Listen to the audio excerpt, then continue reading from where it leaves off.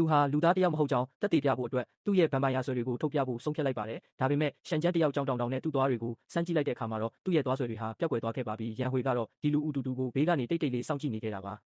သွားဆွဲပြလို့မရတော့ရှန်ကျန်းဟာပြန်တန်းနိုင်တဲ့သူ့ရဲ့စွမ်းအားကိုပြသဖို့ထပ်မံစူးစမ်းပြန်ပါတယ်။ဒါပေမဲ့သူမကြသေးခင်ကပဲဝါလာလို့လားမသိပြန်လို့မရခဲ့ပါဘူး။အဲ့ဒါနဲ့ပဲဗန်ပိုင်ယာတယောက်ရဲ့ကြောက်မက်ဖွယ်ကောင်းတဲ့ခွန်အားကိုထုတ်ပြဖို့ဆိုဖာကြီးကိုမဖို့စူးစမ်းပြန်ပေမဲ့ဆိုဖာကြီးကတော့စင်တီမီတာတစ်စိတ်တောင်မရွေးခဲ့ပါဘူး။နောက်ဆုံးစိတ်ဆွဲရင်တုံပြီးပစ္စည်းတွေကိုထိန်းချုပ်ဖို့စူးစမ်းကြည့်ပေမဲ့လည်းဘာတော့ပြန်မှုမှမရှိခဲ့ပါဘူး။အဲ့ဒီတော့မှပဲရှန်ကျန်းတယောက်သူဟာတကယ်ပဲတာမန်လူသားတယောက်ဖြစ်သွားပြီဆိုတာကိုယုံကြည်လိုက်ပါတော့တယ်။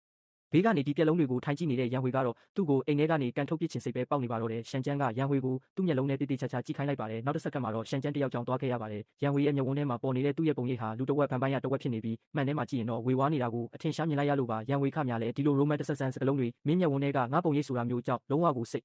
လှုပ်ရှားသွားခဲ့ရပါတယ်။ဒါပေမဲ့ကပ်ပြက်ကချော်ရှန်ကျန်းကတော့သူ့ရဲ့ချုံမောလှပတဲ့မျက်နှာလေးကိုကိုဘာသာကိုပြန်ငင်းမောရင်းသဘောကျနေတာတသက်ပဲဖြစ်ပါတယ်။စိတ်ပြတ်သွားတဲ့ရန်ဟွေဟာရှန်ကျန်းကိုအိမ်ပြင်ကိုဆွဲထုတ်ပြီးနှင်ထုတ်ပစ်လိုက်ပါတော့တယ်ပြီးတော့နောက်တစ်ခါဒီအိမ်ထဲကိုထပ်ဝင်ရဲဦးမလားဝင်ရဲရင်မင်းသွားတွေအကုန်အမြစ်ကနေဆွဲနှုတ်ပစ်မယ်လို့ရာဇသံပေးပြီးတကားကိုဝုန်းကနေစောင့်ပိတ်လိုက်ပါတယ်ရှန်ကျန်းတယောက်စွန့်ပြီးဘာပြောရမှန်းတော့မသိတော့ပါဘူးသူ့လိုဗန်ပိုင်ယာတကောင်ကလူသားတယောက်ရဲ့နှင်ထုတ်ခြင်းကိုခံရလိမ့်မယ်လို့အိမ်မက်တောင်မမတ်ဖူးခဲ့လို့ပါသူဟာသူ့ရဲ့လက်အောက်ငယ်သားဟောင်းနှစ်ယောက်ကိုတတိယလာပြီးသူတို့တွေဘာလို့သူ့ကိုလာမရှာကြတာလဲဆိုတာတွေးလို့မရဖြစ်နေပါတယ်အမှန်တော့ထိုနှစ်ယောက်ကလာရှာခဲ့ပါသေးတယ်ဒါပေမဲ့ရှန်ကျန်းရဲ့ခေါင်းတလားကြီးအလွတ်ဖြစ်နေတာကိုမြင်လိုက်ရတဲ့အခါရန်ဟွေကခေါင်းတလားဖုံးကိုဖွင့်ထားခဲ့မှန်းသူတို့မသိကြပဲရှန်ကျန်းဟာလူသားတယောက်ဖြစ်သွားပြီးဗန်ပိုင်ယာတွေဖြစ်တဲ့သူတို့နဲ့ဘာပတ်သက်မှုမှမလုပ်ချင်တော့ဘူးလို့အထင်မှားသွားကြတာပါဘိုက်ဆာဆာနဲ့ရှန်ကျန်းတယောက်လမ်းမတွေပေါ်မှာရည်ရွယ်ချက်မရှိရှောက်သွားနေတော့စတိုးဆိုင်မှာရှိနေတဲ့ရန်ဟွေကသူ့ကိုလှမ်းမြင်သွားခဲ့ပါတယ်ရှန်ကျန်းဟာအမိုက်ပုံးကြီးကိုမှွေနှောက်နေတာပါရန်ဟွေကတော့သူ့တယောက်အိမ်ချေမဲ့ဘဝရောက်သွားပြီလို့ထင်မှတ်သွားပါတယ်ဒါပေမဲ့တကယ်တော့ရှန်ကျန်းဟာကျောင်းမိတ်ဆာမစ္စတာကာအိုဝါကိုလိုက်ရှာနေတာပါအစောပိုင်းကအမိုက်ပုံနားမှာမစ္စတာကာအိုနဲ့ကွက်တီတူတဲ့ကျောင်းလေးတစ်ကောင်ကိုသူတွေ့ခဲ့လို့ပါ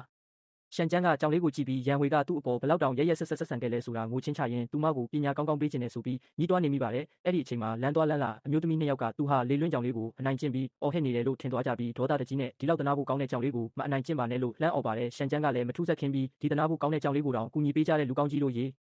တနာစရာကောင်းလာတဲ့ကျွန်တော်ကိုလည်းနည်းနည်းလောက်ကူညီပေးကြပါဦးပြလို့ပောက်ကရတွေရှောက်ပြောပါတော့တယ်နောက်ဆုံးတော့ထိုမျိုးသမီးနှစ်ယောက်ရဲ့ကူညီမှုနဲ့ပဲသူဟာအိမ်ပြန်လန်းကိုရှာတွေ့ခဲ့ပါတယ်ရှန်ကျန်းတယောက်အမိုက်ပုံထဲမှာမစ္စတာကာအိုကိုရှာမတွေ့ခဲ့ပေမဲ့ရန်ဟွေတယောက်ခောက်ဆွဲပြုတ်တောက်နေတာကိုတော့လှမ်းမြင်လိုက်ရပါတော့တယ်